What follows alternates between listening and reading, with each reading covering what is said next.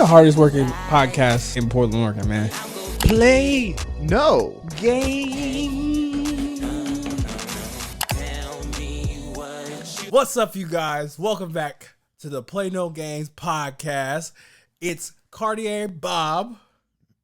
It's Goss. It's Arthur. And we have an illustrious guest to start this year off. Illustrious. My name is Jalen. The one and only. AKA the Warzone for, the people that know me as a cage fighter, but the people that don't, I'm just Jalen. I'm just Jalen, man. If you get up on my Instagram, it's just nothing but fight shit. So probably a thing right there,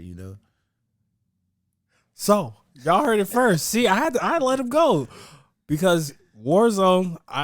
Peace in the streets right now. Peace, nothing but peace.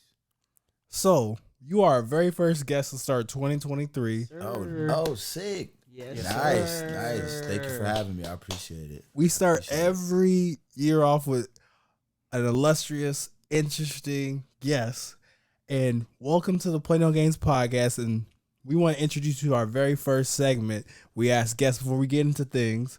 And I'm going to pass it to my man. Yes, sir. First segment is called Play No Games. It could be informative, informational. It could be negative, positive. It could be anything about your day. All you have to say is, I'm ready to play no games about this. And Koss, we're going to let you go first. Can I not go first? Whoa. So then I'll go first. Let's go. Let's go. I usually pass it off first. Let the lob go. But I would say I play no games with organization. I feel like when people become more organized, especially as an adult, it's very important to become organized. One, it saves time. Two, it allows you to be committed to yourself. And three, it allows, if you're working with other people, communication across the board. And for other people to follow in your footsteps. So I think it's very important to be organized and structure yourself in an organized fashion. So yeah, that's what I'm playing no games with, man. I think people just gotta work on that as a skill. I agree. Organization. Yeah, I'm not gonna. I can go way down the line with that, but I love all y'all. But I think Shots fired, huh? not really, but if the shoe fits. Anywho, oh my gosh, you know what? I'm gonna so James can understand what we're doing, but I'm gonna play no games about. I'm gonna play no games about this year. We talked about it off the show. We talked about it on the show. This year, I'm going to say it more confidently, proudly. We're the fucking shit. Yeah. You already know. There you go. Let me tell you why we're the fucking shit. I'm literally, I got to say this on tape. I'm the young GOAT. What I got cooking up for the show, what I'm doing on the side. Oh, yeah, keep chucking. Yo, hey, zoom in on the hate. Yeah. You got something to say, Koss? No. You sure? How young are you? Huh? Tell the people your age. I'm 30. Okay. I'm a young GOAT. Me too, bro. Exactly. Yeah. Exactly. Hey, 30's a new 20, man. Tell him. Tell him. Let him know. 30's a new 20, man. You feel me? Man. And I think for me, I've seen the dividends of just like going in all in, because I recently had an event. New Year, no app. Shout out to the Match PDX, and like it was a damn good turnout. And I got me and Aaron, who I work with as well, we got so many emails being like, this was so great, Portland needs this. And like usually a lot of people like laugh at people with ideas that are outside the box and outside the norm based upon skin tone, looks, and beliefs. And I'm like, I'm the nigga that just want people to be in love and happy. And look at that, I can make a little bag. So shout out to Heath Ledger, because when he said this as a joker, when you do something well, never do it for free. So that's what I'm playing no games about. I got it. Okay. So my turn? Yeah. Here we go, man. All right, man. I would say for me, I play no games with communication, man. Communication, conversation runs the nation, as we all know. But for me, man, it's like communication, it brings you closer to people, Even if you feel like it's gonna be awkward or weird, like you gotta present yourself in a way where you can be cohesive to everybody, man. And it's just like I be walking down the street sometimes, man, and it's just so weird how it's just uncommonly known to just walk past people now without even giving them a head nod or saying hello, how's your day going. It's just weird, man, because I didn't grow up like that. I grew up in a very, very communicative or place, and it's just so weird, man, to see the world kind of fall into that place where it's like, it's common to uncommonly just walk past somebody with no form of presence or wanting to talk to that person. And I just hope the world changes, man, when it comes to that, man. Hey, have a casual conversation with somebody that you don't know. See how you feel about it. If you look it up, man, it boosts up it takes away your stress. If you're a depressed person, man, it can help just talk. People are so afraid of just being awkward and not being themselves, man. And I just communication has a big part to do with that. So I'm playing no games with communication, man, when it comes to that. That's a damn good one. And, I just want to say this allegedly because I'm always married to the streets. I was talking to somebody. Yeah. Whoa. And this person, the funny thing that he brought this up, because I was having this conversation last night, and this person was talking about, because she's like not from like Oregon. Right. And she talked about like the black community and how like elsewhere, like, bro, you could it's be like, weird, bro. It's weird, bro. Oregon is so weird because if you go anywhere else, especially LA, bro, you go to like Compton or Inglewood, bro. You know what I'm saying? Like people are saying what's up to you, bro. You know what I'm saying? They saying what's up, or they asking where you from. You know what I'm saying?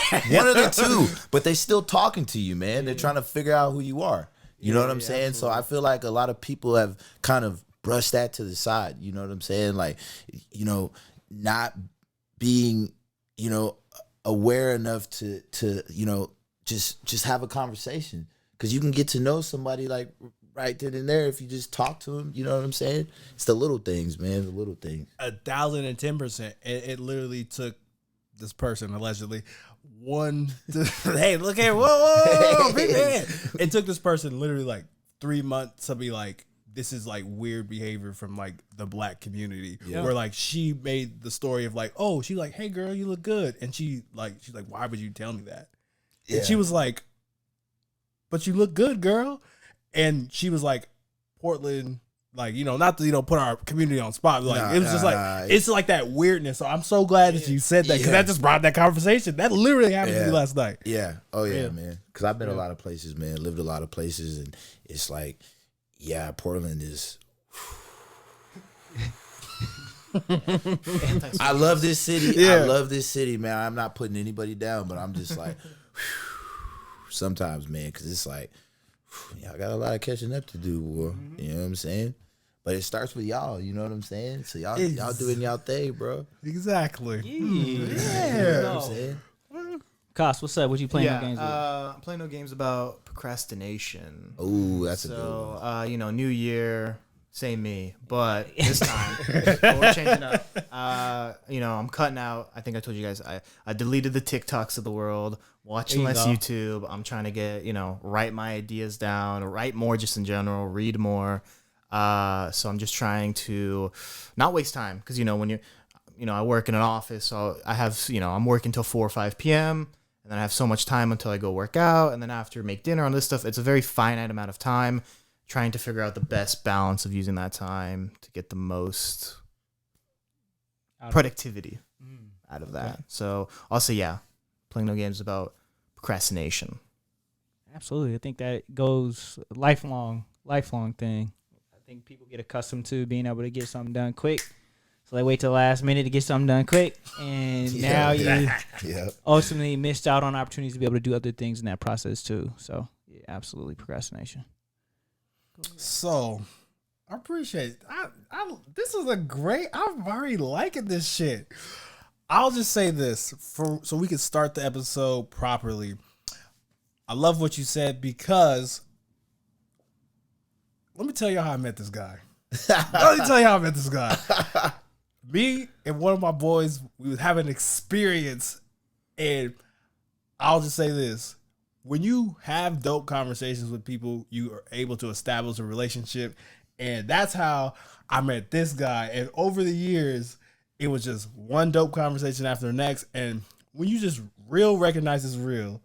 And I know we're going to get in and talk about your fight career, what you're doing for work, your wonderful relationship. But, you know, one of the things that I think we should definitely talk about is you have a background as a Bollywood, actor. And I'm just curious. Whoa. Bollywood actor. Yeah. It's Bollywood ETC, right? Nah. I don't even know what that is. Wait. I guess I'm exposed. Wait. Wait a second. This is supposed to be funny. The ETC Bollywood. What is that? I don't know what that is. Past work experience? Let's see it. This. I don't know what the fuck. Wait, what? Wow, never mind. I don't even know what that is. That's some Facebook. That's some Facebook shit, probably from like years ago, bro. I don't even know what that is, bro. Well, see, it still got Pocatello, Idaho as my shit, so that's how you know I don't be on that. What is that? What is that though? What is ETC Bollywood? That's why I was trying to figure out. Because Bollywood is the Indian film industry, right? Exactly. And that's what I was trying to figure out, because I was like, how did you become a Bollywood actor? Yeah, no, I don't know how that got on there, bro. That's probably from some old ass. I'm like, Bollywood. Hold up, what? That's why I had it linked. I was like, I wanted to know about this. Yeah. Well, the journalist. Hey, you know what? That's okay. All I have to say is, I had questions when I was looking up this like a few nights ago, and I was like, "This is something I don't know about my friends." I was like, maybe he traveled to Bollywood, and he definitely did some stuff. So, you know what? I don't mind taking L's. Oh, see, that is funny, bro. I looked it up, and I was like, "Damn, maybe he acted in Bollywood." But I guess we'll hit the ground running and start with, shit. That's okay. I'll just say this. We'll keep it moving. I'm definitely keeping this. So yeah, keep that, bro. That's a good one right there. Damn. Yeah, keep that one, bro. That's a good one, bro. It killed my momentum. I was like, it definitely killed my momentum. I have other things I'm less confident, but I'll shoot. So I want to ask you. We'll start with this. So lately, we'll just say this. Day and age help me out, Koss, when it comes to Jake Paul, right? Yeah. Ooh. Yeah. You want to talk about the... Let's get you want to introduce her? I'll introduce you. We'll just say this, because I'm common, folks. I definitely... Please, shot. Please. I want to introduce people to you and what you do, and I feel like the best way to start is people, when they get into street fights, they always think that they can do the things. And when we talk about Jake Paul, right? We talk about Jake Paul, we think about a person who's like, oh, I can do these things. So Jake Paul, correct me if I'm wrong, he went to one company? PFO, and now he's in the MMA. He'll fight. He's in like the PFL super fight division. Yeah, they like created a whole different like kind of category for him. Yep. As far as like, so he like when he fights, he gets paid pay-per-view money. Yeah. Basically what it is. And so whoever fights in that sort of like super fight thing, they get paid the same amount of money as, like a because you get paid pay-per-view royalties. You're supposed to, you know what I'm saying? But I don't know how the PFL does it. A lot of guys are going to the PFL now, bro, because that's kind of a league where they help you out. You're still getting like $50,000 to show up. You know what I'm saying? And you're fighting for $1 million. You're fighting for $1 million, bro. But it's like a tournament base. So it's like brackets, and it's like the first kind of MMA league that's like has like a point system, like as far as like football and basketball, and they have like playoff brackets. So like you have to get like a certain amount of points to be able to get in the playoffs. Yep. And then you when you get into the playoffs, you have to fight like, I think it's like twice in a night. Fight 2 times in a night. But the thing about the PFL is they don't throw no elbows. You can't throw elbows. Elbows are completely out of the game. Yeah. So, I mean, if you're a grinder and you're more of like a ground fighter, you like to pound people out, that could kind of mess your game up a little bit. Especially if, like elbows. Like if you don't have elbows, bro, that'll fuck your shit up a lot. Especially if you're like an inside fighter, if you like to get on top and start smashing people out, like that can, you know, put a damper on your game. So you fight twice in a night. Once you get to like the quarterfinals and then the semifinals, boom, you fight twice in a night, and then like a couple weeks later you fight for the belt, which is like $1 million.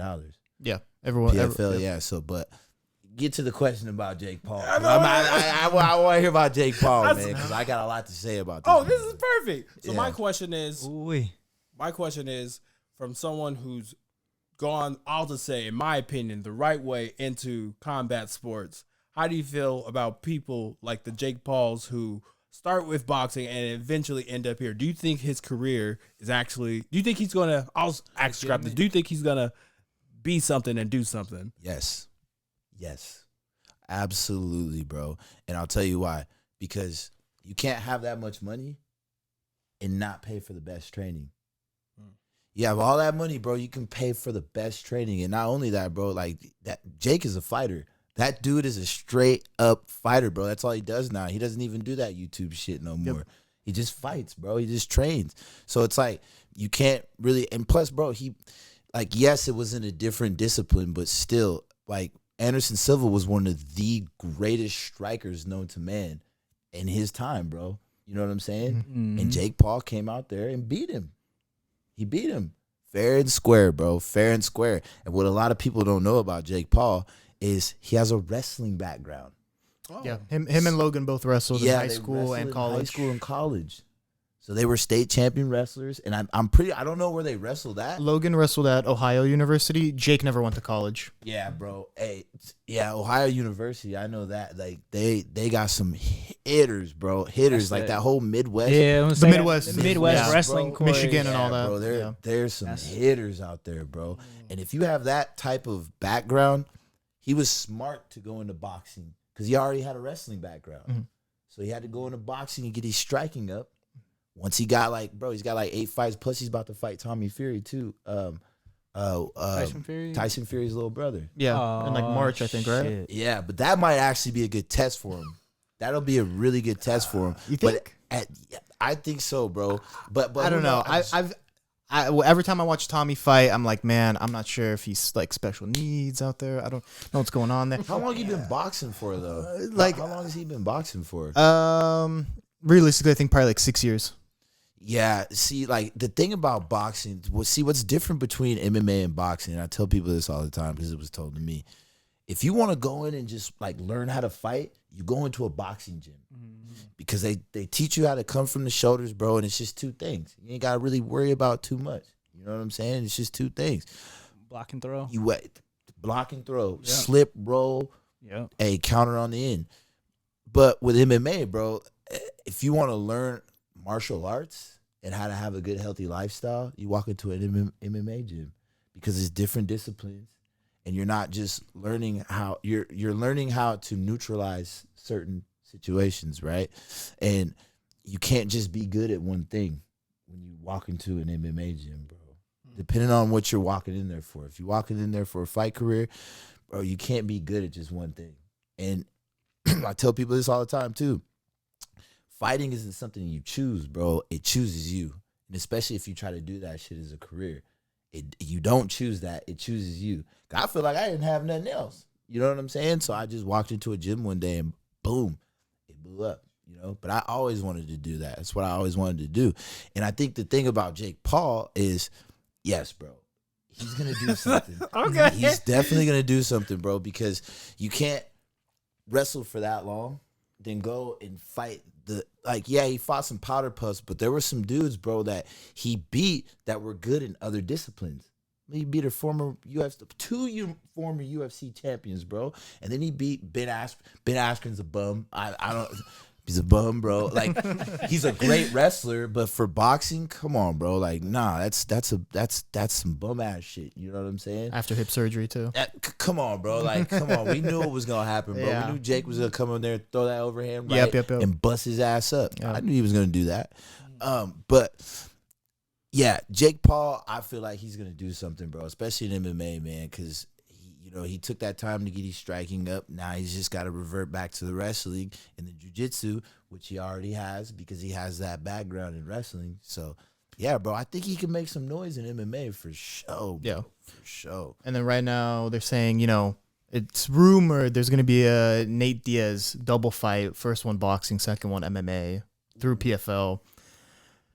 Yeah, I mean, we'll see about that, bro. We'll see if even Nate even takes the bait. You know Yeah. what I'm saying? Like, Because, why did Nate leave the UFC then, Because they was jerking that motherfucker around a lot, bro. They did a lot. They were doing a lot of shit, Grammy ass shit to Nate, and he had been in that company for how long? Yeah. That's what tells you, bro. Like, all these all you up and coming young fighters that happen to be watching this show, right?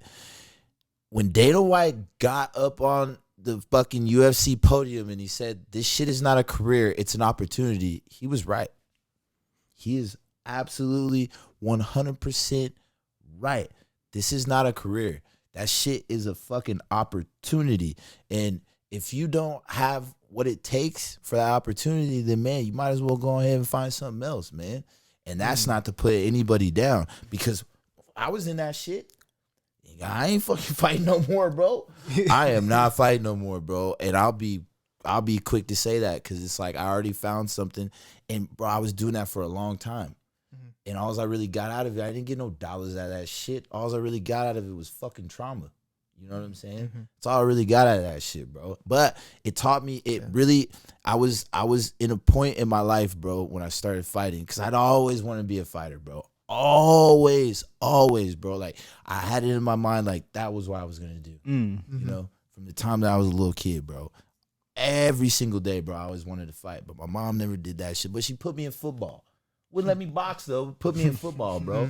I fucked myself up more in football than I did in fighting, bro. You know what I'm saying? Lost a couple teeth along the way, but still, it gave me good friends, bro. Because and they ain't even friends anymore. They're family, It gave me a sense of family, bro. It taught me how to actually, provide for my family, and to actually, like, not hide behind someone else, to actually stand up for myself, bro. You know what I'm saying? And I commend people, and I still respect the people that still do that to this day. That shit just ain't for me no more. It ain't in my heart no more, bro. It's just not in my heart. But I got tons of stories to tell, though. For the ones that want to listen. We're never gonna try to pull some. I think it's dope that you bring up a great point when you talk about those people that you commemorate with.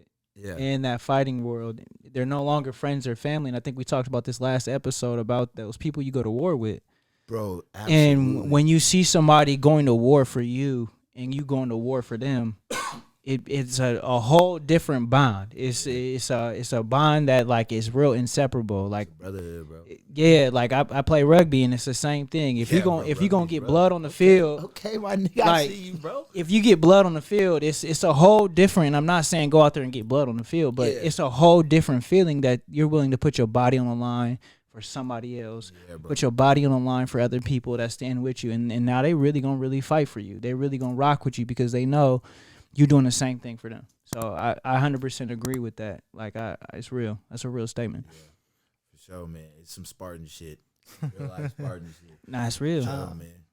Now, I wanted to ask a little bit. So you had fought in Rumble at the Roseland. Yes. I want to know a little bit about what, like, the local MMA scene is like for a fighter, man. It seems like, because I've been to Rumble at the Roseland, it's like insane, bro. It's a different world, bro. Just having like thousands of people just on top of you, bro. Just screaming and shit, dropping their beers and shit, bro. Like, bro, it's like I didn't even have to go to the UFC for that experience. You know what I'm saying? Yeah. Wow. I held the belt over there twice. I was the 145-pound champ. Surprisingly, bro. 145 pounds. You look at me now, I'm like 195. You know what I'm saying? But bro, when I was fighting, I only walked around like $160, $165 on a good day. Yeah. You know what Wow. I'm saying? Didn't walk around. But bro, I'm 6 feet 1 inches tall. So it's like, damn, bro, they would look at me like, bro, you're a 145, like you're a 45er. Like, yeah, bro. Like, how the fuck do you make 145? I just do it. Yeah. Jesus Christ. But it's the regiment of training, right? Like, bro, I'm literally training like twice a day, maybe even 3 times a day, 6 days a week, only with 1 day off. Damn.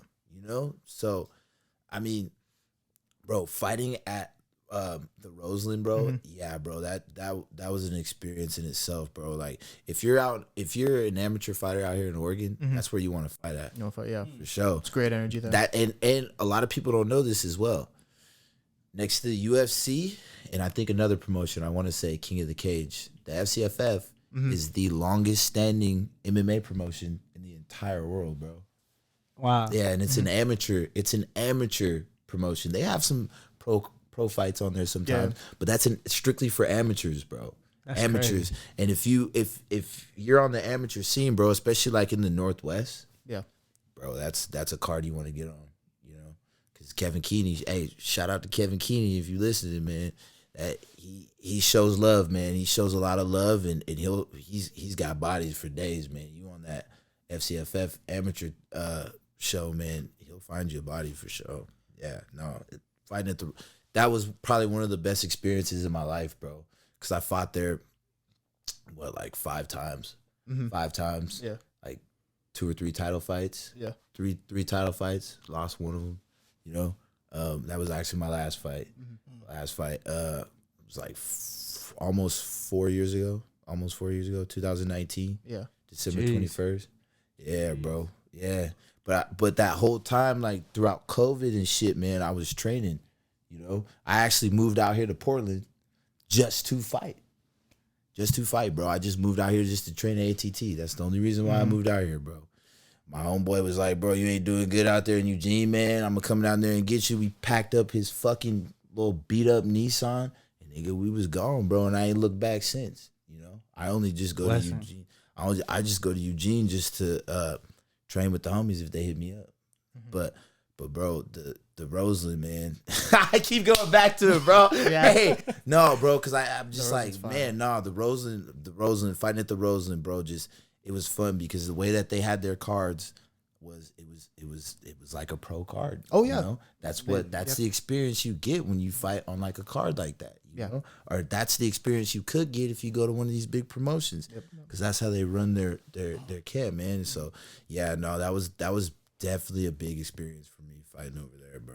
As many times as I Is did. Kevin? Is he the guy with the cowboy hat? Yep, Kevin Keeney, bro. The John Dutton. Yep. Yeah, he Real got life John John Dutton. Dutton. Oh, Dude, bro, I'm so glad you brought that up. I, bro. every That's one time I of go with my favorite buddies, we're like, shows, "Oh my bro. god, it's John Dutton." He Yeah, looks bro. just like him. Bro, with the cauliflower ear too, man. Hey, That's awesome. Something else I want to see. Did you fight 5 times in 2019? yeah. That's insane, Yeah, bro. dude. Yeah. How did you? Oh my! Yeah, it was 5 times. So you yeah. cut weight 5 times, fought 5 times. Yeah, bro. I fought every other month. Yeah. Yeah, I fought every other month. Fuck. And then before that, no, actually, bro, I fought like 7 times because there's some Muay Thai shit. There's some okay. Muay Thai fights, bro, Okay. that aren't really like, they're not like, because the tap out, because I'm pretty sure you found out on the tapology, right? Yeah. So the MMA, the tapology, that's all over the place, right? Yeah. But with the MMA or with the Muay Thai, it's not really like out there there's no like record, that. yeah. But I went 4-1 in Muay Thai, so I started Muay Thai before I started. Okay. and fought in the WBC tournament, got packed out in the WBC tournament. Okay. Finals. I got finished in the finals, and I only had 1 fight, bro. Going into that tournament, I'm fighting dudes with like fucking like 30 fights and shit. Because Muay Thai is similar to amateur boxing. Like amateur Muay Thai is similar to amateur boxing. You got to get a lot of fights. Just fight every Just other week. fight Yeah. all the fucking time, Yep, bro. yep. You just fight all the time, and then like some cats that are jumping into the pros from the amateurs, they got like 137 fights. And it's the same thing in boxing. Yeah, bro, you go over to Thailand. You go over to Thailand. Like you Rod look Tang. at these kids. Yeah, Rod Tang. Bro, he's only like 23 years old. He's got 237 fights, bro. Yeah, he's won like 70% No. of them. Excuse me. No. He has 237 wins. Yeah, he's got 340 fights, bro. Yeah, at 24 or 25. At 24, bro. I mean, that's brain damage beyond no other, bro. 1,000. You know what I'm saying? That's brain damage beyond no other. And he but didn't even move his head very much, honestly. He lets himself get hit. Yeah, bro. In 2019, I fought 7 times, bro. Damn. Yeah, I fought 7 times. That's awesome. Bro. Yeah, I fought 7 times. Yeah, bro. My body's definitely feeling it for sure. For sure. And you never really know like what you're doing until you stop doing it. Like I was like, fuck. You know, I think I was telling y'all just this earlier, man. I went up and sparred with Adam Fugit and Lucas Barbosa. Yeah. And bro, I'm telling you, man, I was sore for like 5 days. And like after I got done doing it, I'm like, bro, I can't believe we used to do this shit every single day, bro. Like every single day. We just used to fucking just grind, beat each other up, grind each other in bents and shit, fucking try to break each other's arm and shit. I'm like, damn, bro. Jesus Christ. Holy shit. Yeah, bro. It gets intense sometimes, man. It gets intense sometimes, man. Especially when you're trying to win and you're trying to, you know, because, bro, you got some fucking monsters out there, bro. Monsters. And you got to have that mentality where it's like, bro, it's either me or him. You're literally getting locked inside of a cage with a fucking another grown-ass man who's as trained as you are. And that motherfucker could go for 15 minutes. So you better be in shape for that shit, bro. 15 minutes, bro. 15 minutes. Long time. And if it's a championship fight, bro, and you go to the pro level, so the amateur level is 3-minute rounds, right? Yeah. 3-minute rounds. So it's only 9 minutes. But if a championship fight is 15 minutes. That's 5 3-minute rounds, right? But when you go pro, those rounds, you get an extra 2 minutes. So now it's 5 minutes. Now it's 3 5-minute rounds. So that's 15 minutes, bro. You know what I'm saying? And that's fucking, bro, grappling. Like it. And when you start wrestling and shit, bro, that's when all your energy plummets. Gone. Gone, bro. Gone, man. Gone. And people never talk about like the impact that sparring has as well. Oh yeah. Because, you know, you'll say like, oh, you know, let's say this guy only fought 10 times or whatnot, but then you don't think of the hours and hours of sparring, specifically sparring like heavier guys too in training camp. And then all the damage you can get from sparring. Guys like Sean Strickland only spar, for example. Bro, that motherfucker, you know what? I hate to hear him talk, bro, because it's like that's just the walking fucking billboard for CTE. Yeah. That dude is, bro. He is, man. It's like, bro, there's a lot of cats in MMA like that, bro. Yeah. There's a lot of, just in fighting in general. MMA is a little bit different because the takedowns involved, right? Yeah. So when, you know, you get rattled up, you can just hit somebody's legs real quick and just lay on them if you can get them down. Yeah. You know, so you don't like, I mean, you still kind of see the punchiness in MMA, but not a lot, bro. Not a lot. Like how you do in boxing or like Muay Thai. Like the stand-up combat sports, you're going to see that all the time. Like boxers, you know, you can see the old school boxers like Tommy Hearn. Bro, even Sugar Ray Leonard's getting bad now, bro. He's getting bad now. Yeah. You know, Mike Tyson's the only one who's still like kind of there, but he's still kind of punchy too at the same time. Oh, yeah. But he's still there. He's the only one that's still kind of there, you know, from that generation because he stopped so soon. Yeah. It's when you stop, you know what I'm saying? You gotta put the brakes on that shit sooner or later. Yeah, because then you see guys that don't stop, like the Chuck Liddells. Bro, just And it's getting like- knocked out every fight. At like now fighting at 47, still getting knocked out. And it's like, Yeah, yeah, bro. and it's hard to watch. And then MMA is still so young, so we haven't really seen that like full first generation like live the rest of their life. Yeah. Like Yeah. unfortunately we just saw like Stephen Bonner pass away. Yeah. Bro, there's another thing. I'm glad you brought that up. Rumble Johnson, too. Rumble Johnson. They yeah. still don't even know how he passed away. Yeah, they said like it was part of an illness he's been dealing with, but no, like How do you get that illness, though? no like significant details coming You know out. what I'm saying? That weight cutting, a lot of people don't realize how much weight cutting actually, Oh man. bro, it really, really, really detriments your whole body. And it fucks you up, man, because it's like, Starvation almost. it is starvation. And You then begin, you begin to start eating your own muscles and Bro, yeah. You start Like- puking, bro, and then when you start puking, you ain't got nothing to puke, so you start dry heaving. Yep. You know? Break Ooh, that- I got stories for break that. that down for people. Like Oh, you like cutting weight? Yeah, cutting weight. Cutting weight, so people understand like the preparation that's to take to go into the. So just for like cutting weight, period, or for a fight, bro? For the fight. For a fight, okay. So usually cutting weight has to do for fighting with your diet, right? So you want to make sure you're eating as clean as possible, and if you do eat like shit, you want to make sure it's at least kind of moderated a little bit, you know. But I mean, when you're cutting weight, like a significant amount of weight, you gotta make sure everything is calculated, because if you fuck up, bro, like it's gonna hurt. It's gonna hurt. So, you know, it usually starts with your diet. You want to make sure your calories are a little bit lower, but you're eating higher in protein. So you want to make sure you're eating your body weight in protein, right? So that way your body's not too distraught while you're cutting weight. Now, let's say the last 2 weeks of your fight camp. Now that's when shit starts getting tricky, right? It's when you start cutting down a lot of the calories. You're defecting your calories, and you're defecting kind of like your sodium levels too. So like the first the last week of your fight camp, you'll drink water, right? Like 2 gallons of water. So you start water loading, right? And usually around like a week before the fight, I'll weigh about probably like 155, right? Okay. 155 before the fight, right? 10 pounds out. Yeah, so I'm like 10 pounds out, right? Yep. The lowest I ever got was 152 and a half. And that was from starving and dehydrating myself for like probably like a night.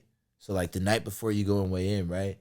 You don't drink nothing and you don't eat nothing for 24 hours.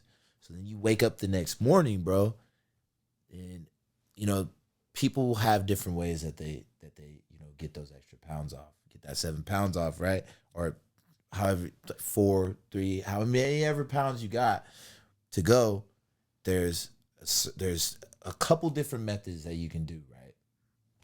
You can trash bag it up, go sit in the sauna, go get a neoprene suit, put like a cotton sweatsuit underneath it, go sit in the sauna. How I cut my weight was I sat in the hot tub, bro. Submerged myself into the hot tub, and I would just take it off. I would you know, sweat it out like that, and then like the last like pound, I would go into the sauna, because the thing about the sauna is you start pulling all that water off your brain. So when you see these guys get fucking just floored, bro, and get knocked out, and they're like out and they're not moving, it's because they took all that water off their brain. Like sitting in the sauna, you know, like, because it pulls a lot more water off your brain than it would if you sat in the hot tub, right? You start pulling off that brain, but you have 24 hours to recover. Right? Yeah. You got 24 hours to recover, replenish, all that.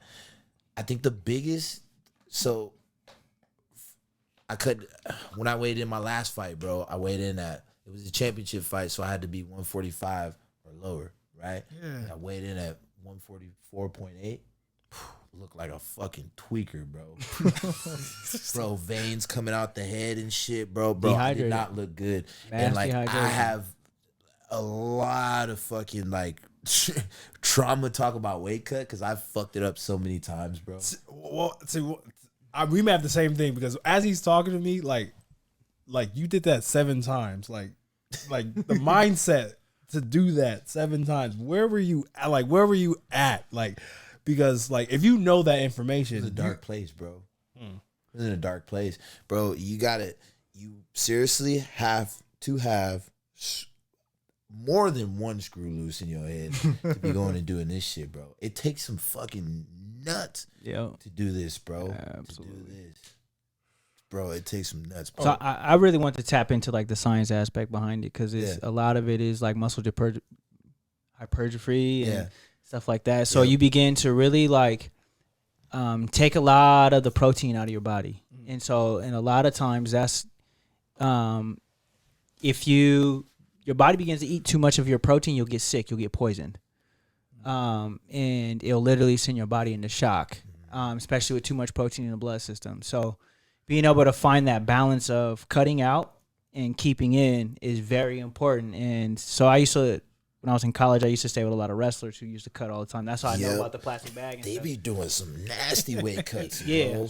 But a lot of times, like you're saying, it's the mental aspect that goes first. Yeah. And so sweating out cramps easy. You cramp a lot easier because you're losing all your salt, you're losing all your water, losing all your potassium. Puke easier. You pukey because you have nothing in your stomach. So then you get acid reflux because there's nothing to hold your acid down. So you're not only like shrinking your stomach. So when after you weigh in, you go to eat, you can't eat a lot because your stomach shrank.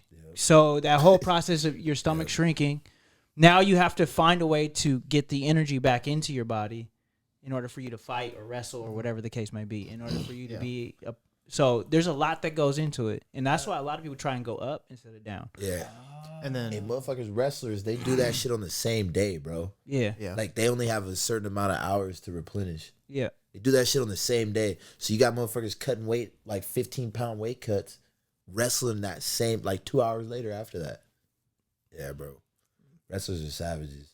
Damn. They're savages, bro. Yeah. Damn. Savages, So it bro. really deteriorates the body, especially long periods Yeah. of time. That's why when he says 7 times, I'm like, bro, you tripping? Because There's motherfuckers doing that shit like fucking, there's done that shit like 25, 30, 40, 50 times, bro. You know what I'm saying? you literally almost put your body in a complete state of starvation, and you can't even like regain a lot of those calories because you're not pooping, you're not shitting, and so then it fucks up your bowel system. Like it terrorizes the whole body.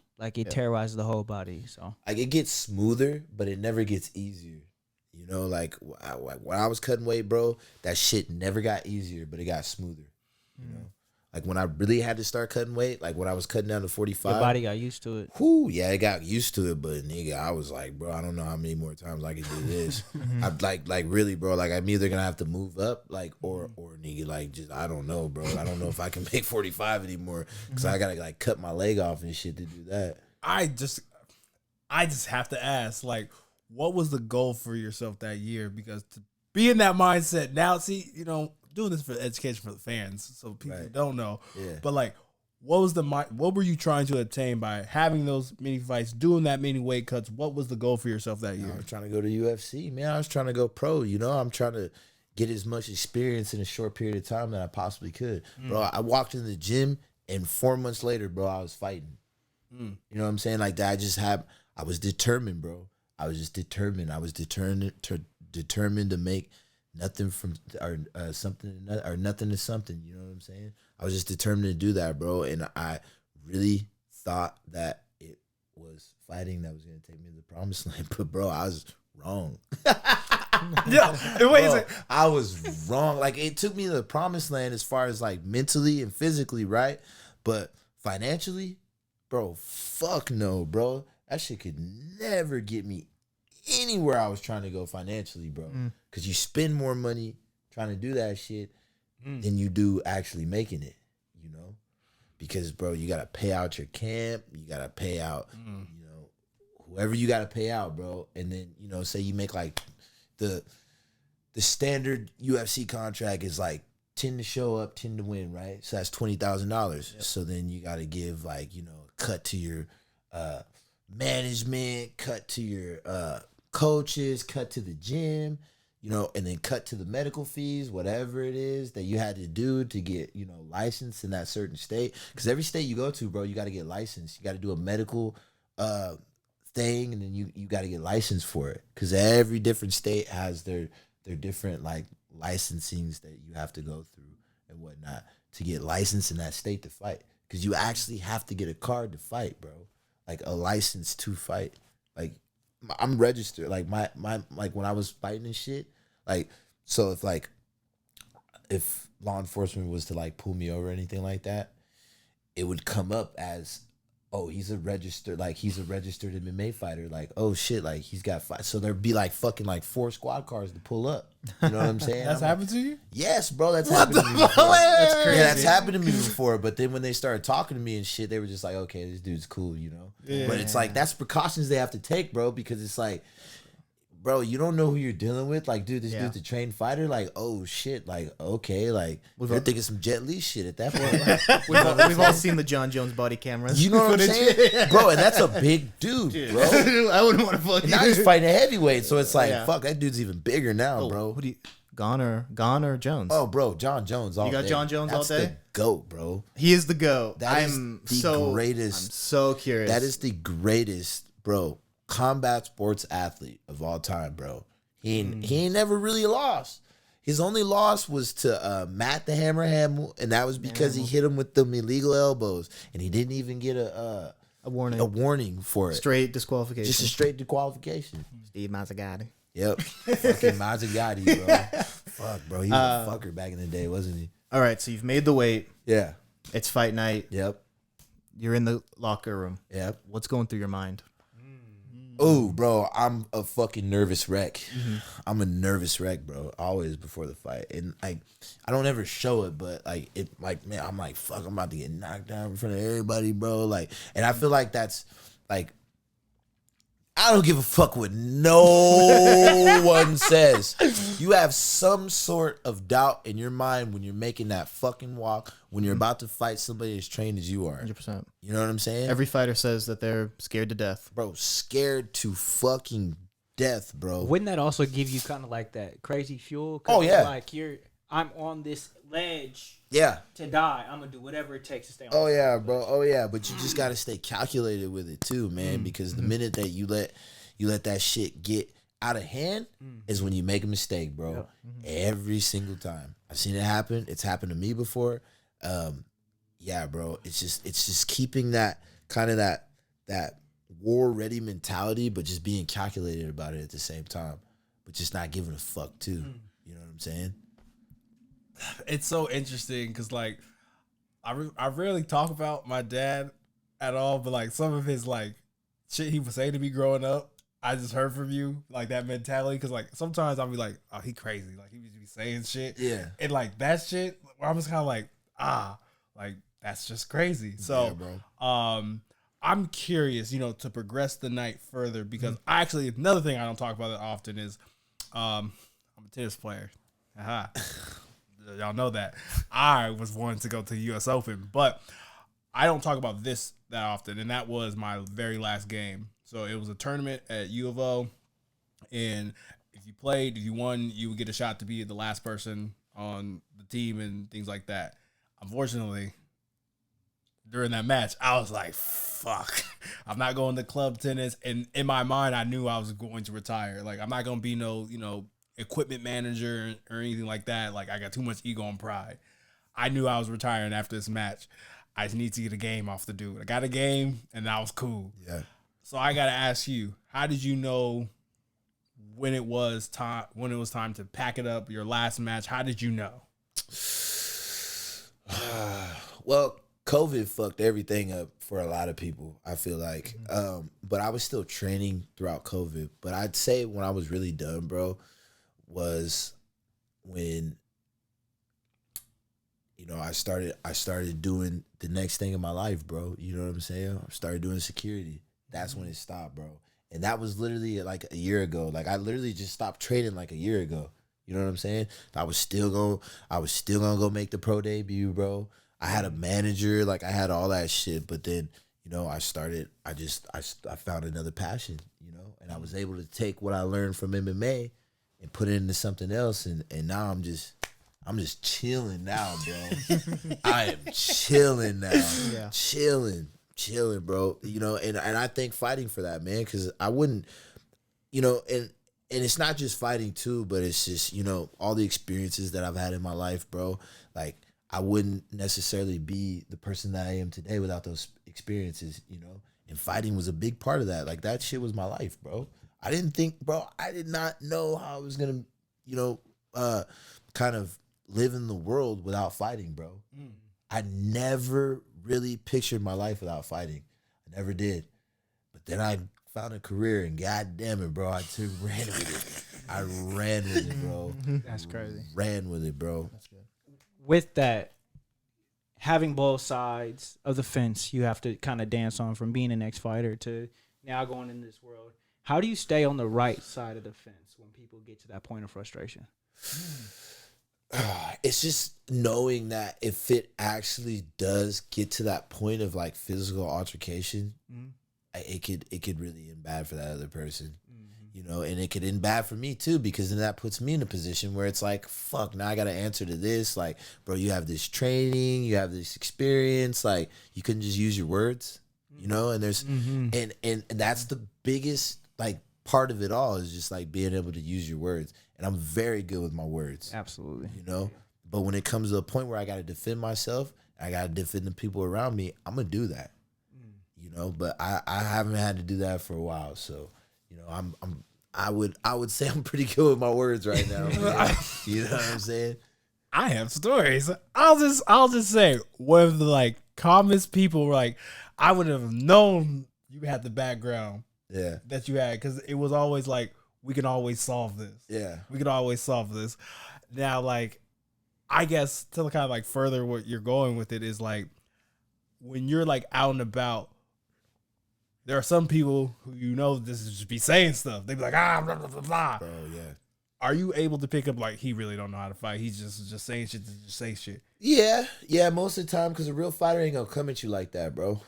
They ain't going to come at you like that, bro, unless they're really demented and just fucked up and, you know what I'm saying? Sean Strickland. Or just like, really, yeah, bro, like just really built like that, you know? Like, somebody who's a real fighter, bro, is not going to approach you like that. They will not. Now, there's a difference between somebody who trains and somebody who actually fights, right? Yeah. Now, somebody who trains, that's a different story, because they feel like they're 10 feet tall and bulletproof and they can take on the whole entire world, right? Now, somebody who's fucking actually fighting, they've been humbled, bro. And even if you do train, if you're training with a real fighter, you're going to be humbled. And that's the thing about it, man, is I walk around this earth and this world, bro, in the city of Portland, humble. Humble, bro. Humble. I don't think I'm better than nobody, bro. You know, and you know, if people do feel like I do, I'm just doing my job. That's all I'm doing. You know what I'm saying? I'm just doing my job, man. Just doing my job. And you know, like, and I'm glad you hit me up for the podcast, because I feel like, you know, people can actually see me for me now, you know. It's like, oh, this dude's not just a fucking asshole all the time. You know what I'm saying? I know one person who may disagree with you, and you have the war wounds to show. We gotta bless them with the story. Man. Okay, bro. So y'all in for a treat. Okay. Oh fuck. All right, man. So this is over at Tube, right? And for those that don't know, I'm an alcohol monitor, aka security guard, you could say. So I was escorting this female out, and she got like really, really aggressive and like started fighting with me. And bro, she bit me. Close up. Mute his mic. Damn. Right on the titty. And she damn near got the nipple. What the fuck? Yeah, bro, bit me. Damn. Bit me. And then there was... Did you see when this happened? Didn't you come through when this happened? Just the bite. Then there was another time, literally like 2 months after that, bro. Then there was another time. Oh my God. We were escorting this lady out. And bro, she took her cell phone and cracked me in the head with it 6 times. I don't know if you see that indentation like on my head right there. Yeah. That's from her hitting me, bro. And that was fucking like 4 months ago. Yeah, bro, I literally had like a goose egg knot on my head. Oh, no. Just walking around with that shit. And bro, it was like fucking 11:30 at night when she did it. So I still had 2 hours to go, bro. So I'm walking around with an ice pack on my head and shit, bro. I'm like, damn, bro, she got me good. Yeah, bro. So there's no workman comp. Nah, I mean, damn. You know what I'm saying? Nah, bro. I mean, I count a little good tip out after that. You know what I'm saying? Okay. Cool little tip out after that, man. But nah, man. Other than that, bro, it was no workman's comp, none of that. It's just perks that come with the job, bro. Sometimes it's dangerous territory, bro. Sometimes it's dangerous territory. But I want to know who else is getting fucking cracked in their head and fucking bit up on their chest, bro. Because I need to pick y'all brain for some game, man. Because obviously I ain't doing it right. I'm so sorry. Man. What is going on, bro? I was like, woo, damn, bro. I don't know what was going on that night, bro. That chick was like, whew. And she had like 20 grand in her purse too. Oh yeah. Nice tip. Yeah. Like, whoa, dude, what? Before we, because I think we're gonna switch here in a second, but before we switch, what's been your hardest fighting style to learn? Oh, bro, wrestling. Really? Wrestling, bro. I fucking hate wrestling. And I started wrestling when I was like 7 years old. Oh wow. I fucking hate wrestling, bro. Because how I got beat, every time I got beat, bro, was by a person who was, more versed at grappling than I was. Mm-hmm. I'm a striker, bro. Mm-hmm. Majority of my wins are by knockout. You know what I'm saying? Yeah, bro. Wrestling. Jiu-jitsu. For sure, bro. Hands down, man. Hands down, bro. Yeah, that was my kryptonite for sure. Damn. For sure, bro. Now, what was every time you'd go step into a fight? What was your game plan? Were you there to get the feints going, throw some low kicks, and then eventually just outstrike them? My whole game plan was just to take him to war, bro. Take him into deep waters, grind him out, and just to knock their head off their shoulders.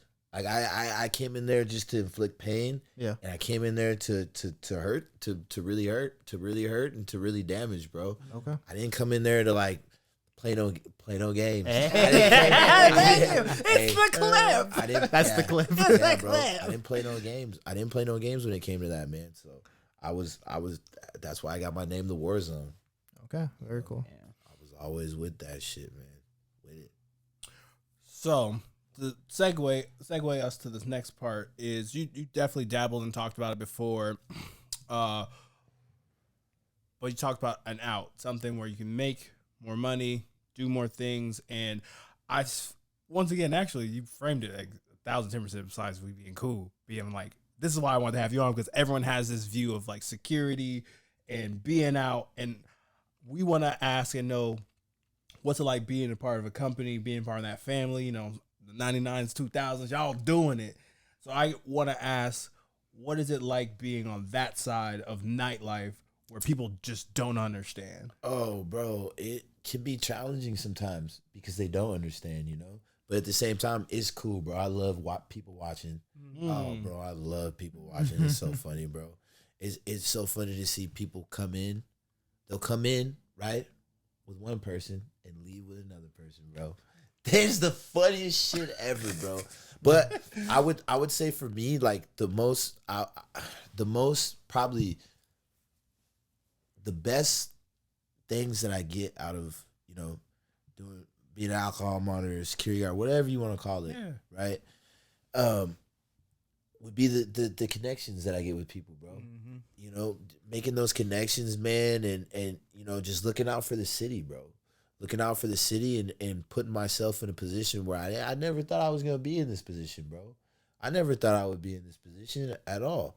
Because just of, the choices that I decided to make in my life, I never thought I would be in this position.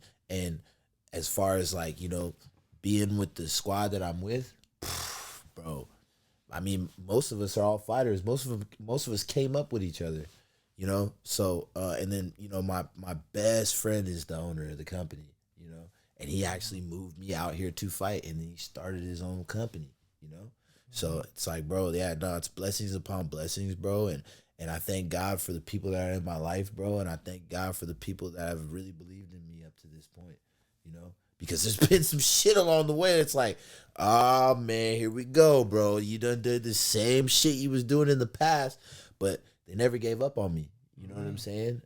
Like never gave up on me, bro. And that's just the one thing about, just that brotherhood that we were talking about in the beginning, when you train with somebody like that, bro. And, like, bro, my best friend knocked out fucking 2 of my teeth. What? You know what I'm saying? My main training partner, bro, at one point. My main sparring partner, bro. Yeah, my best friend, godfather of my children, bro. You know what I'm saying? But bro, that's my best friend. You know what I'm saying? Damn near my brother, bro. Brother I never had. You know what I'm saying? Shouts out to you, motherfucker.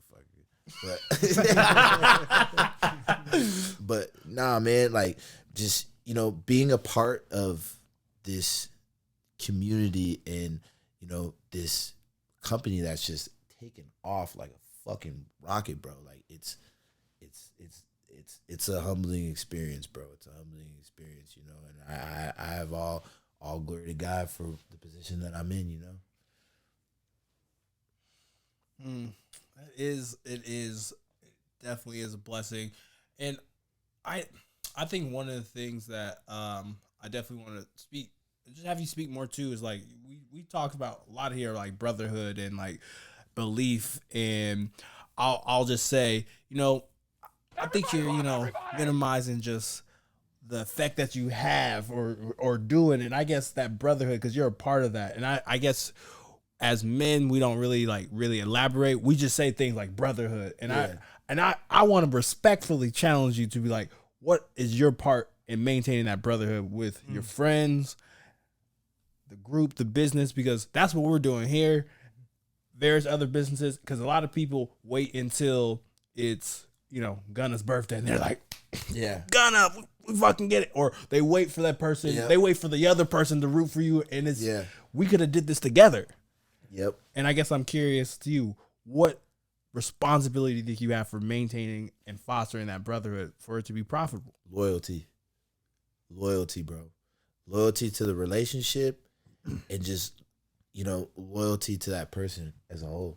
You know, sometimes that person may actually need you, or somebody in that clique or that group might actually need you, you know? So I think for me, it's just staying loyal to the relationship and being able to do something for that relationship every single day, bro.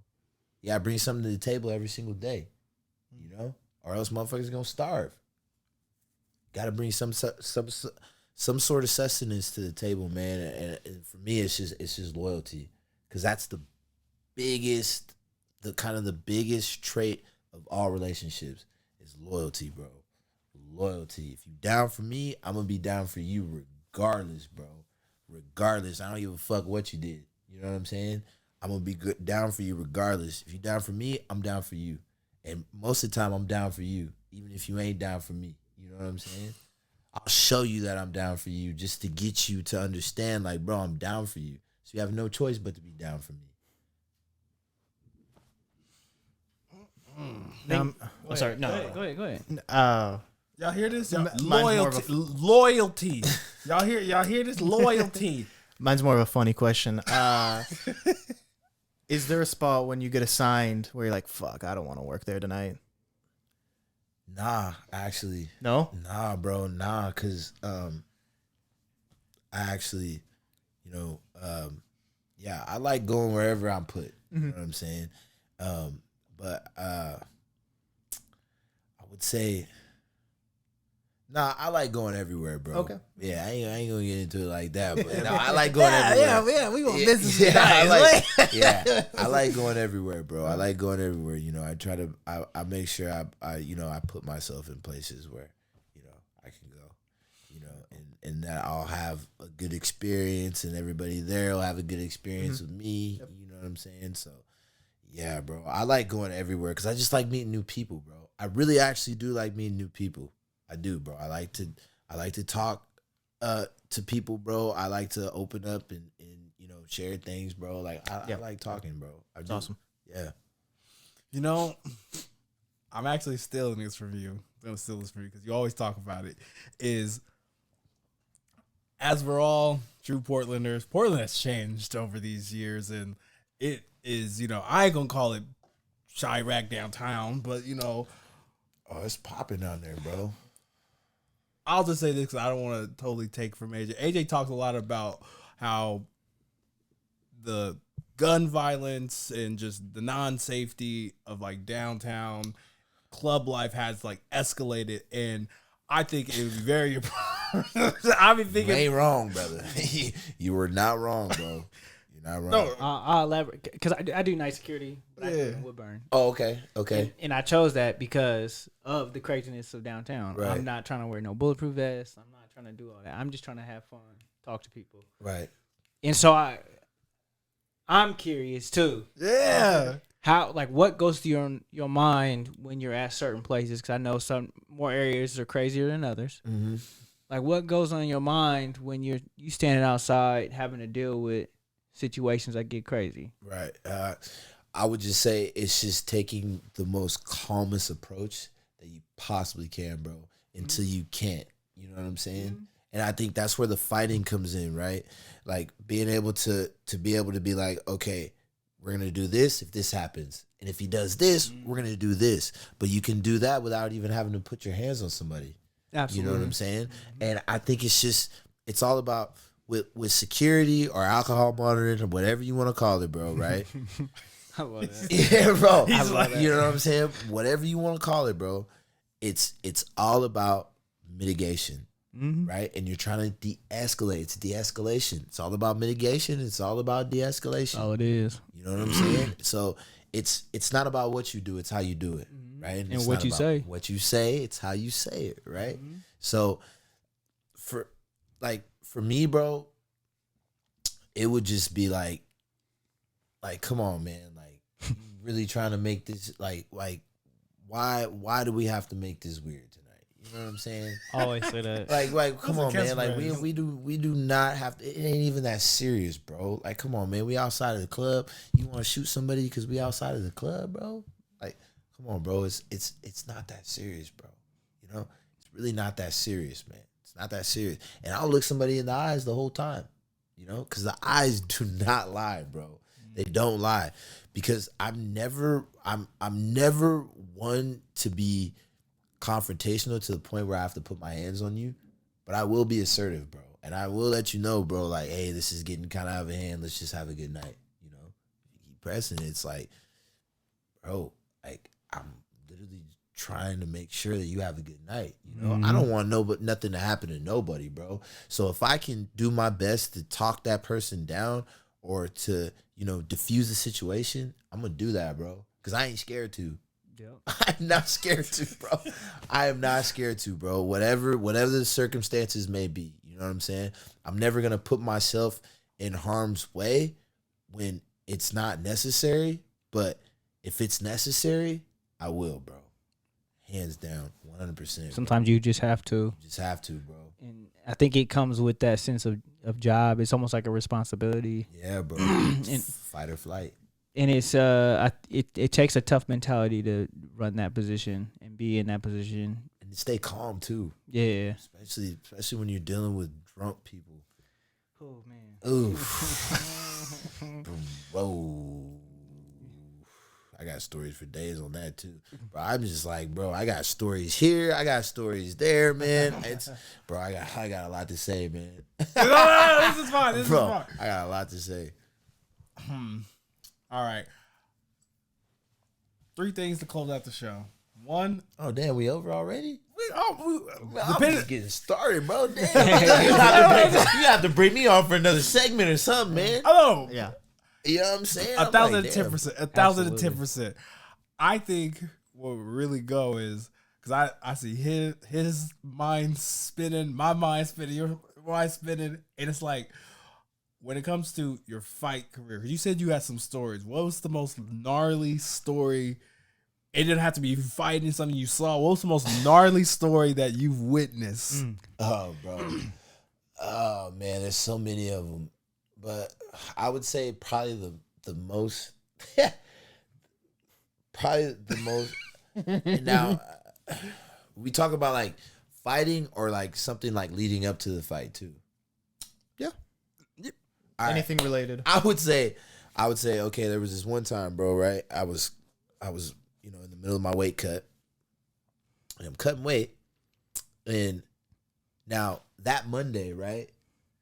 I ended up eating a whole entire fucking jar of Jiffy peanut butter. Oh shit. But not Nigga, not the little size, the big ass Costco industrial size, bro. Because, bro, I depleted everything. I didn't have nothing in my system, bro. So I'm like, bro, I'm good. I'm like 155 pounds. Like, I'm good. So that was Monday. But I weighed in Friday, right? So I got to Friday. I was like 152.7. Cool. Nothing wrong. But, bro, I'm sitting in the hot tub. And then my boy's like, bro, you're not sweating as much as you should be. What the fuck did you do? I was like, nah, we good. He's like, nah, bro, you're not sweating as much as you should be. And this motherfucker been wrestling for like 12 years, you know? And this is a big dude. This is a dude who cut from like 220 all the way down to 170, bro. No fucking way. Yeah. Yeah, bro. He works with Skynet. He's the big he kind of looks like Thor, bro. Oh, he got the anime tattoos? Yeah. Oh yeah, he got the Yes, bro. Oh, okay. Okay, yes, that's my boy, bro, right? Bro, yeah, but so he was like, bro, and that's how far we go back, bro. This is like fucking like 4 or 5 years ago, you know what I'm saying? That's how far we all go back. He's like, bro, you ain't sweating how you should be. I'm like, what you talking about, bro? Like, I'm good, bro. He's like, go hop on the scale right now. So I hopped on the scale, bro, and I'm like, I've only lost a pound. Bro, I've only sweated out a pound, and I've been sitting in that fucking hot tub for like 2 hours, bro. Oh, Yeah, bro. Yeah, he's like, ooh. He goes, yeah, you're going to have to jump in the fucking sauna. I go, bro, no, bro, don't put me in the sauna. Bro, you're going to have to jump in the sauna, bro. Like, what the fuck? Like, you got to jump in the sauna. So, bro, I jump in the sauna, bro. And may I remind you, where we're at like a little health and fitness club, bro, in Eugene. It's like little white ladies and shit, bro. Which one? You know what I'm saying? Oh, fuck. What was it called, bro?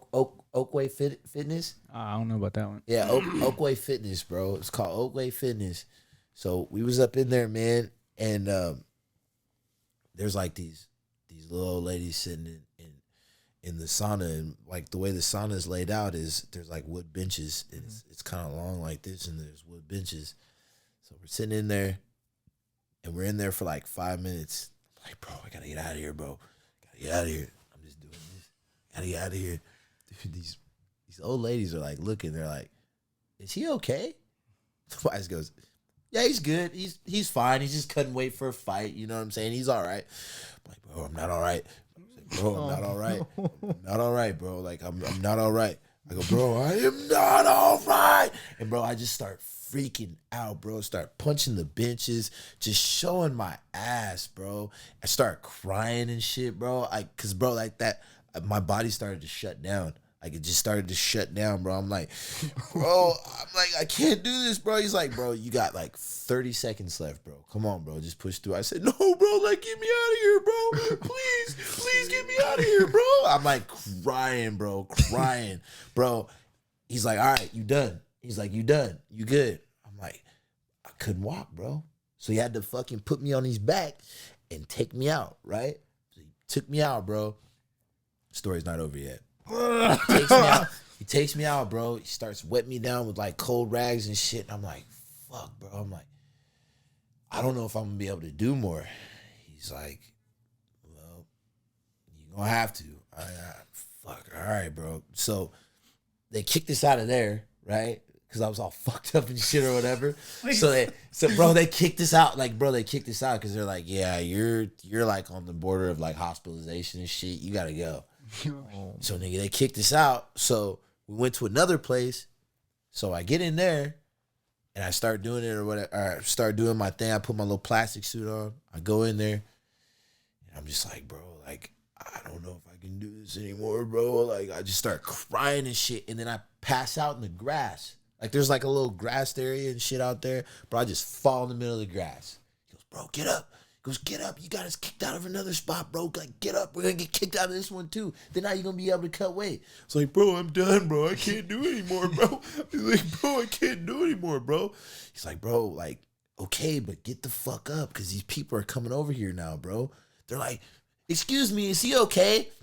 He was like, yes, he's fine. You know, he's just cutting weight and you know, we're professional fighters. Like, he's just cutting weight. Well, he looks like he needs to go to the hospital. Nah, he's good. I'm like, no, I'm good. So he lifts me up. I start walking back to like the locker rooms to go weigh myself. And bro, everything just starts going black. I'm like, oh shit. I'm like, bro, I'm about to pass out. So I start like walking fast and shit, but I'm like holding on to shit. And I can't see anything, bro. Like I'm just walking. And I'm like, oh my God, bro. And then I get into somewhere where I can like sit down. Cause I was like, bro, I can't sit down. Like these people are watching me right now. Like, I gotta go. So I'm like going onto the wall and shit. Can't see anything, bro. But then I get into like the locker room and like I can see a little bit and I just see like a corner of a bitch and I just sit on that motherfucker real quick and I'm just like, whew, and I lay down and everything just goes black, bro. And I'm like, oh my God, am I dead? Like what the yo, like, what's up? They're like, yo, like, let's check your weight and see how much you're at. Bro, I was only at 147 pounds, bro. He goes, bro, what did you eat? Bro? Because I already had a little mishap. Like, my first amateur MMA fight, bro. I ate the day before I was supposed to weigh in. And fucked the whole entire weight cut up. I made the weight, but bro, I fucked it up, bro. My first time cutting weight, bro, I fucked it up completely. And then you fast forward when I done already did the motherfucker like 6 or 7 times, I fucked it up again because I went to a lower weight class, so I wasn't really ready for like how that shit was gonna make my body feel. Bro, that shit was horrible, bro. It was horrible. So that's why I ended up eating that whole entire tub of fucking peanut butter, bro. Because I was like, bro, my sugar's gone. Like, I need something, you know? Ended up doing that. And then, so like, I'm like sitting there. I'm only 140. I was like, bro, I can't do anymore. I was like, I can't do anymore. He was like, well, you gonna have to, you gonna vacate the belt? Like, what's up, bro? Like, because it was a title fight. And I had to be 145 pounds or lower. I didn't get that. Because if it's not a title fight, you get an extra pound allowance. So you can weigh in at like 146. Right? Mm-hmm. And usually when you're about like, when you get to like a certain point, like say like for instance, I was at like 146. Yeah. I could have stopped because your body naturally floats weight. Like in the process of like traveling, because I had to travel out here from Eugene. So, you know, the 2-hour travel process, that's like a good like pound and a half, maybe 2 pounds. Fucking cut the heat on in the car, just put a sweater on and just sweat the whole entire time, right? And I'm like, fuck, bro, I'm not trying to do that shit. I'm like, nah, fuck that. We're just gonna get back in the hot tub. Like, I'll sit in the hot tub, bro. I'm not getting in the fucking sauna, but I'll sit in the hot tub. Bro, we go back to the hot tub, bro. He has to help me outside. We go outside. I sit in the hot tub, bro, and I'm just sitting there. I'm just like, I start doing it. Mouth starts watering and shit, bro. Oh, shit. Bro, he's like, do not puke in the hot tub, bro. And there's like this little fucking drain. There's like this little drain in the back, bro, right? Like next to the hot tub, bro. I just stuck my head out the hot tub and just went... And it was just fucking stomach bile, bro. It was just yellow, bro. That's all it was. Just straight up stomach bile, bro. Just puked it all up in the gutter. The fucking guards come out, bro, and they're like, okay, yeah, he needs to go to the hospital. And bro, literally when I did that, bro, like after I caught my second win, like after I puked that shit out, like caught my second win, I was like, fuck, I feel fine now. Like, nah, we good. I'm about to make this weight. You know what I'm saying? Like, fuck that shit. I'm you ain't kicking me out this motherfucker either, bro. No, fuck that. So, they ended up kicking us out anyway. They ended up kicking us out anyway, but luckily, bro, like sitting in the hot tub for as long as I was, it allowed my body to start sweating. And then all of a sudden, bro, I'm like 146. So I'm like, fuck, okay, I lost a pound. Like, cool. So then the whole entire ride up there, bro, this is hella funny. The whole entire ride up there, I got the heater on. I got the fucking, bro, oh, yes. Oh, I had pink eye too. Yeah. Bro, I was getting over pink eye too, bro. Like I had one fucking eye. I remember this fight too, because I remember this shit, bro. Because I'm pretty sure that had something to do with like how fucked up I was, because my body was fighting a virus and shit, and I'm like depleting it of everything. You know what I'm saying? The peanut butter had a huge dealing in doing. With I was that. gonna say Jiffy. You know what I'm saying? Got the belt. Yeah, because sodium. You know what I'm saying? But I had pink eye too, bro. Like I remember I was getting over the pink eye, but my eye was like still red and shit. Like I remember, bro, and fucking I get in there and they're like asking like, dude, why is your eye so red? I was like, oh, I popped the blood vessel, fucking cutting weight, bro. I was fucking puking and cutting weight and shit. And I fucking popped the blood vessel. They're like, all right, cool. I go in there, bro. I step on the scale. I was so mad, bro. I was 143 pounds, bro. Oh, shit. I was 143 pounds, bro. Damn. So I'm like, what the fuck? So I grabbed my bone broth, because that's how I usually replenish myself. Bone broth, bro. Bone broth? Yeah, because it has all the nutrients that your body needs. Yeah. So I got that bone broth, bro. Started hitting it, and I just started drinking it. So usually, like, if you're a little under like that, you don't want to be too under, bro. Yeah. You know what I'm saying? So I was like, fuck it. So I stood on the scale, bro, and I just started drinking it. And it just started going up by, like, ounces. You see it go up by, like, 8, 9, 44, 2, 3. That's so trippy. That's so trippy. And then I stopped. When I got to, like, 144.8, I stopped. I was like, cool. But then I was like tripping. I was like, fuck, bro. Like, I just gained all that weight and all that. Yo, bro, quit tripping, bro. Bro, I hop back on the scale for the official weight. I'm 144 even.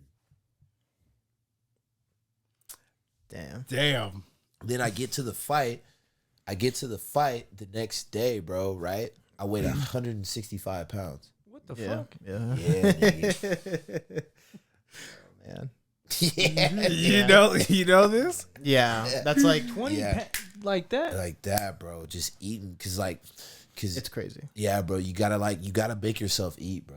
It's crazy. You gotta make yourself eat. And most of it is water anyway. Yeah. You know? Like Alex Pereira when he fought Izzy. That motherfucker, bro. Dude, he's a Terminator. But we watched that fight, so he weighed in at 185. Oh yeah. He weighed himself fight day. He's 219. Yeah, fight bro. day. From 185 to 219. Yeah, bro. That's serious. Like Michael Chandler cuts down to like 55. He goes into fight night like 195, like 200, bro. He's a Michael Chandler, bro. Yeah. Yeah. Man, yeah, bro. yeah, bro. Yeah. What the fuck? How y'all cut that much goddamn weight? Like, It's a process, bro. But I mean, normally on the average, bro, you're gaining like between like 10 to 15 pounds. You know what I'm saying? mm-hmm. But if you manage to like put yourself on like an IV fluid or something like that, which some dudes do, you know, then you're gonna gain a little bit of water. Money, bro, money. And you know the thing about that is it's like with me, like for how long that I trained, bro, I was starting to notice some shit. Like, you know what, bro? There is no fucking way, bro, that somebody can train for this long and not take some type of supplement. Mm-hmm. Yeah. You know what I'm saying? absolutely. Oh, yeah. There's no way, bro. There's no way. And that's coming from a person who did this shit for fucking 7 years every single day, bro. That's all I did. Nigga, bro, there were some days I'm like, bro, I can't even believe I'm going to the fucking gym. Like, for real, bro. And like a couple weeks ago, like I said, I'm like, bro, I can't believe I used to do this shit every single day. Body all beat up, fucking barely roll out of bed and shit, bro. Feeling older than you actually are. Damn. I have one last question. All right, go ahead. One last question. Now that you're out Yeah. of the fight game, Yeah. are there any lingering things that are still like remain with you that you've noticed? Like, that's, you know, you've mentioned the body, but anything like mentally or anything that you kind of hits you, like, interesting. Nah, I'm glad it's over, bro. Mm-hmm. Honestly, bro. Like there's like some points where I'm like, fuck, like I can go on another run. Mm-hmm. But then as soon as I have that thought, bro, like I'm like, nah, bro, that shit's over with. You know what I'm saying? Because I'm fucking, yeah, bro. I ain't got to go too far to catch a fade. If I have to, bro, you know what I'm saying? I gotta catch a fade. So it's like, it's whatever, bro. It's whatever. Totally. Greatest fight moment for you? Ooh, greatest fight moment for me? Ooh, there's a lot of them, bro. But I would probably say, like, my MMA debut, where I just completely knocked this dude out, and he was on steroids, dude. Oh, bro, he was juiced out of his fucking mind, bro. This dude I fought. But yeah, I would say that. But I would also say when I won the belt the first time, because I did that shit with one eye. I did it with one eye because I had pink eye. Full circle. Yeah, Full circle. That's that story with the whole fucked up weight cut. Yeah, that time, bro. Because I had to deal with a lot of things in the build up to that fight. Like I was with I got 3 kids.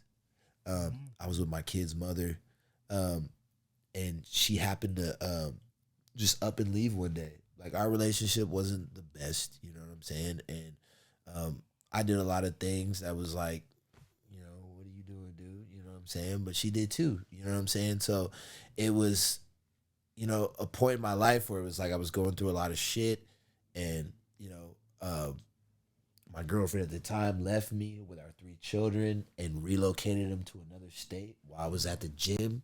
Oh shit. Yeah. And then I took a fight, like right after, like literally like 24 hours after they left, I took a fight at a different weight class because I was fighting at 155, moved down to 145.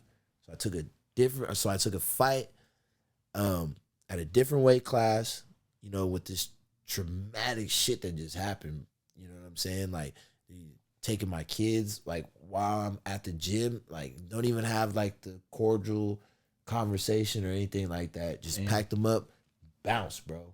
You know? So so I had that going on, and then I was cutting to a different weight class. I was just going through all this shit, like, with my family and shit like that, bro. And then on top of that, like, having a fight career, like, bro, that shit was tough. And to be able, and then all of a sudden, bro, 2 weeks before the fight, bro, I fucking contract pink eye.